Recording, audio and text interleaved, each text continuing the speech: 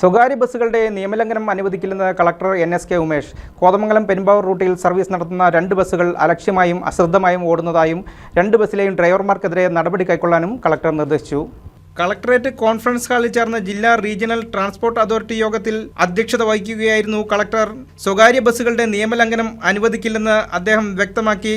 കോതമംഗലം പെരുമ്പാവൂർ റൂട്ടിൽ ഓടുന്ന 2 ബസ്സുകൾ അലക്ഷ്യമായും അശ്രദ്ധമായും ഓടുന്ന പരാതിയിൽ വണ്ടി ഓടിച്ചവർക്കെതിരെ നടപടി കൈക്കൊള്ളാനും അദ്ദേഹം നിർദ്ദേശം നൽകി. എറണാകുളം മൂവാറ്റുപുഴ RTA പരിധിയിലെ സ്റ്റേജ് കാരേജുകളുടെ പെർമിറ്റ് പുതുക്കൽ, പെർമിറ്റ് പുനഃക്രമീകരണം, പുതിയ പെർമിറ്റ് അനുവദിക്കൽ, പെർമിറ്റ് കൈമാറ്റം തുടങ്ങിയ വിഷയങ്ങൾ പരിഗണിച്ചു.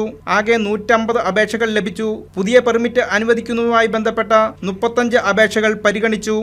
Deputy transport commissioner Anoop Varkey, Muvattupuzha regional transport officer KK Suresh Kumar, Ernakulam regional transport officer TM Jerson, ഉദ്യോഗസ്ഥർ തുടങ്ങിയവർ പങ്കെടുത്തു. News desk KCV news.